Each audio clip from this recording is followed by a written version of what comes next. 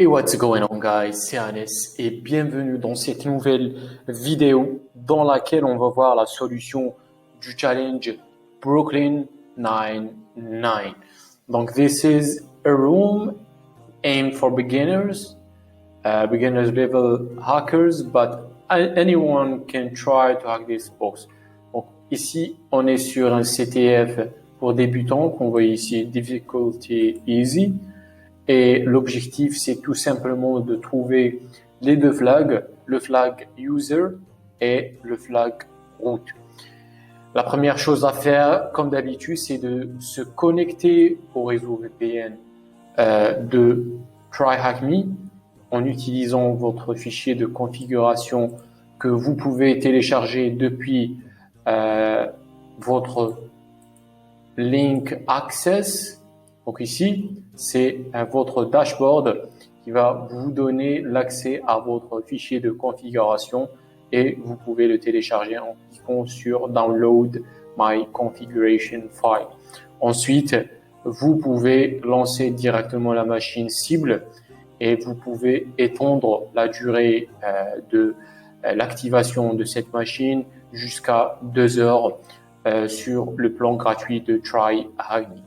Maintenant, j'ai l'adresse IP et je peux commencer mon énumération de cette machine afin de trouver une vulnérabilité à exploiter et à pénétrer le serveur cible. Donc, la première chose que j'aime faire, c'est tout simplement de lancer un scan Nmap intense sur la machine avec l'argument -A.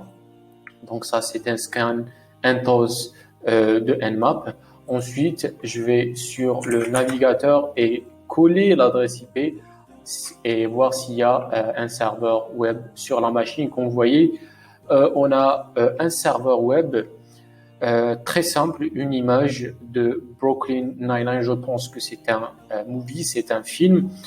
Et ici, on a une ligne qui dit « This example creates a full page background image. Try to resize the browser window to see how it always will cover the full screen. » Donc ça, c'est une image qui s'adapte au size de votre navigateur. Donc je vais faire rapidement View Page Source. Et là, on peut voir rapidement qu'on a le nom de l'image utilisée ici sur l'interface de l'application web. Et on a un petit commentaire qui dit « Have you ever heard of steganography ?» Donc la stéganographie, simplement, c'est l'art de cacher des informations dans des médiums comme les images, les fichiers audio et les fichiers vidéo.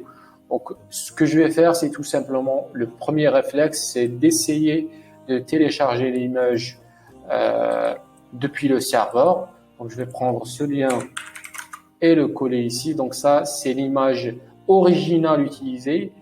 Et comme vous voyez, c'est du high quality. Donc je peux prendre ce lien directement ici et faire wget et je colle le lien. Donc j'ai téléchargé l'image Brooklyn 99 et je vois que le scan Nmap a été fini en quelques secondes. On a le port 21 service FTP qui est activé. On a sur le service FTP le login Anonymous qui est activé. Donc on peut se connecter en utilisant l'utilisateur Anonymous en mot de passe. On voit qu'il y a un fichier sur le serveur FTP nommé note to jake.txt. On va voir comment télécharger ce fichier. Ensuite, on a le service SSH sur le port 22 et on a le troisième port qui est le port 80, le service HTTP et on a le Apache 2.4.29. Donc on revient sur l'image Brooklyn 99. Je fais tout simplement un EXIF tool. Donc EXIF tool pour voir les métadonnées de l'image. Donc ça, c'est juste un réflexe que j'aime faire avant de voir ou d'investiguer davantage l'image.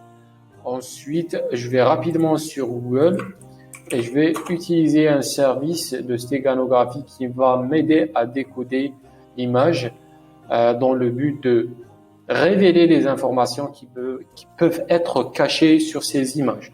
Donc, je vais faire stéganographie online. Donc, ça, c'est un outil que j'utilise fréquemment. Voilà. Vous avez un outil sur Kali qui s'appelle StegHide. StegHide. Ça, c'est un outil qui peut vous aider à extraire des informations depuis des fichiers, avoir décodé des informations depuis des images ou des fichiers ou des médiums en général qui cachent des informations. Donc ici, je vais faire Browse.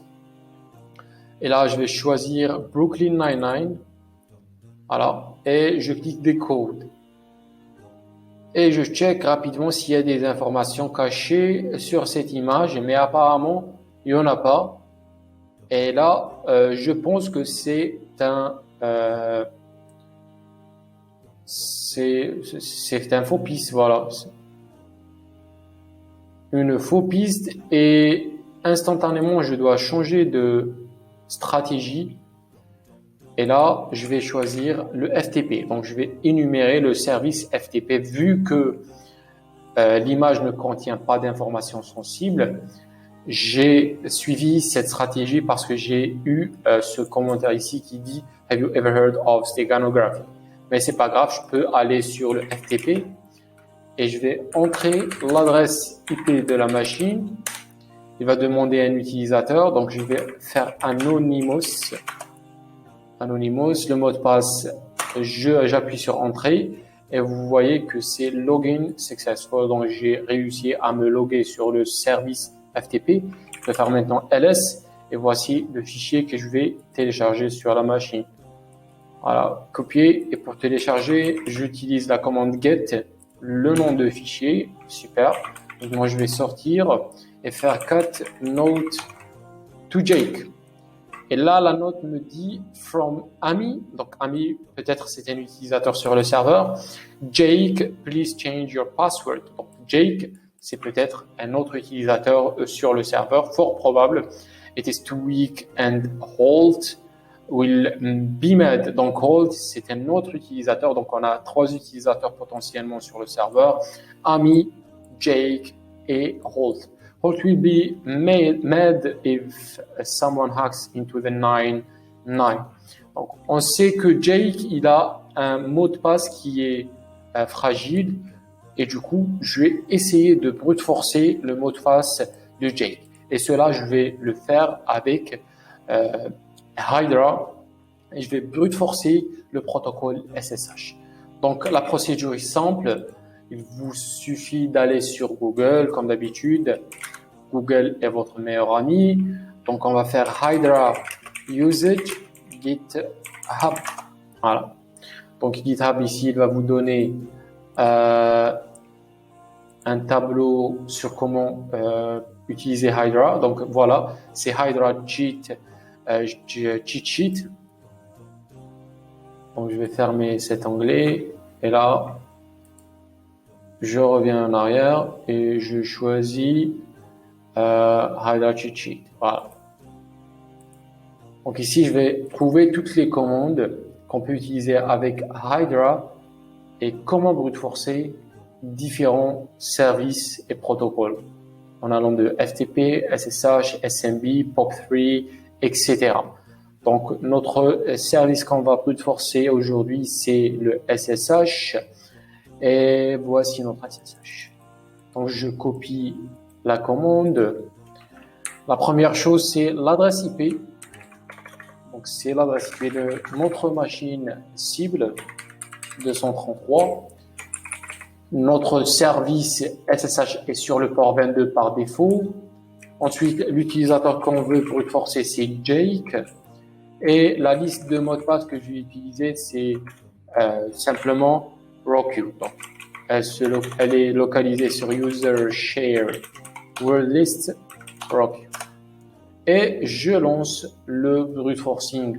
Donc, Hydra ici, il va prendre la liste de roku.txt et essayer de lancer toutes les entrées de rockyou.txt sur l'utilisateur Jake et voir si on arrive à trouver le mot de passe. Et qu'on voyait juste quelques secondes, on a pu détecter que Jake, il a le mot de passe qui est celui-là. Donc, c'est un mot de passe très simple et très fragile. Donc, je vais arrêter le brute forcing et je vais me connecter avec SSH sur le compte de Jake. Donc, Jake, et j'entre l'adresse IP de notre serveur cible. Et là, je vais tout simplement copier et coller le mot de passe de Jake.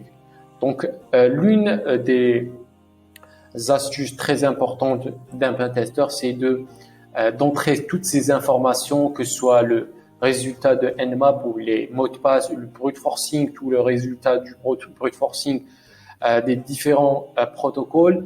Il faut noter tout ça dans un notepad pour récupérer ces informations à la fin quand vous allez faire votre rapport de pentesting. Donc ça, c'est un point très important. Et j'en parle dans ma formation plan d'action du débutant et dans la formation Metasploit pour débutants. Et l'outil que j'utilise fréquemment, c'est celui-là. Donc, il est installé par défaut sur Kali ou par OS. Il s'appelle Cherry Tree. Donc, ça, c'est un outil qui va vous aider en tant que pentester dans la sauvegarde des informations issues du pentesting. Aussi, vous voyez ici que j'ai pu me connecter au compte de Jake. Donc, si je fais who I am, je suis Jake. Maintenant, je peux me déplacer vers Home, faire LS. On a effectivement 3 utilisateurs, Ami, Holt et Jake. Je vais me déplacer vers Jake. C'est Jake. Alors, LS, rien sur Jake. Ami, et rien sur le répertoire de Ami. Et je me déplace vers Holt, LS, et on a 2 fichiers user.txt. Donc ça, normalement, je peux le lire avec les privilèges de Jake. Et voilà notre flag. Donc je prends le flag et je vais le valider. Donc coller.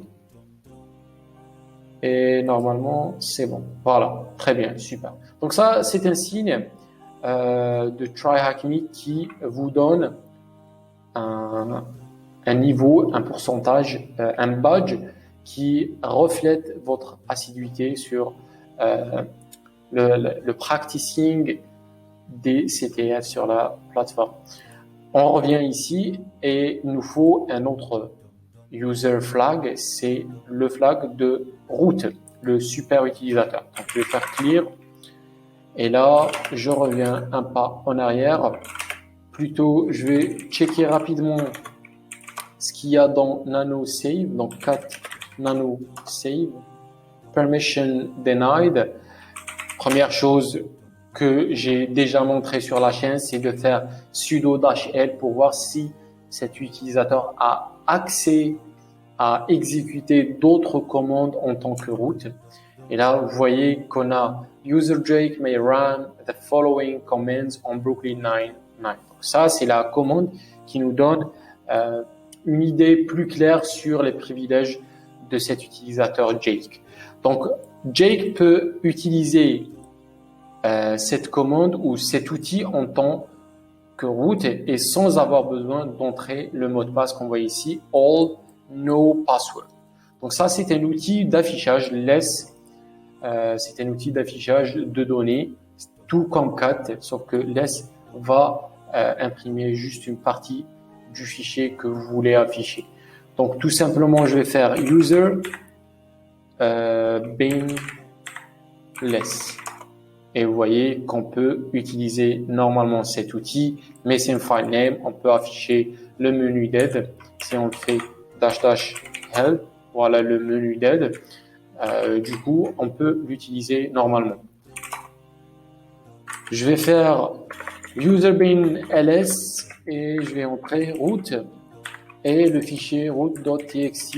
Donc ça, c'est le fichier qui contient normalement le flag de notre utilisateur root.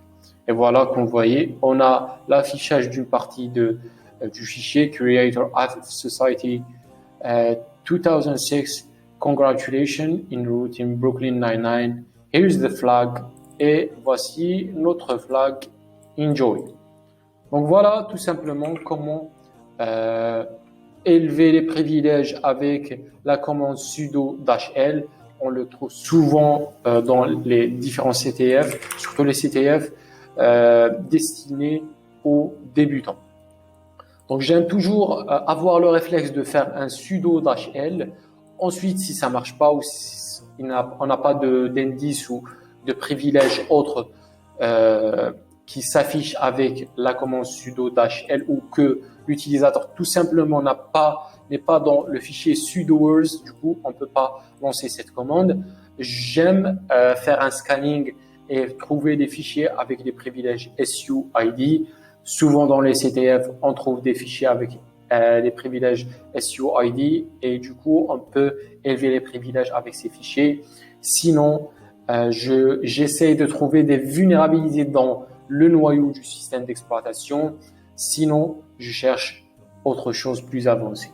Donc voilà pour ce CTF Brooklyn Nine-Nine. C'était simple, mais c'est très très important pour les débutants d'incorporer et de s'entraîner sur ces techniques d'intrusion et d'escalade de privilèges afin de travailler sur ces compétences et d'aller et de progresser davantage dans ce domaine de pentesting et de hacking. Donc j'espère que vous avez aimé cette solution, ce walkthrough. Et si vous avez des questions, vous pouvez les mettre dans la section de commentaires. N'oubliez pas les pouces bleus et on se retrouve dans la prochaine vidéo. Peace.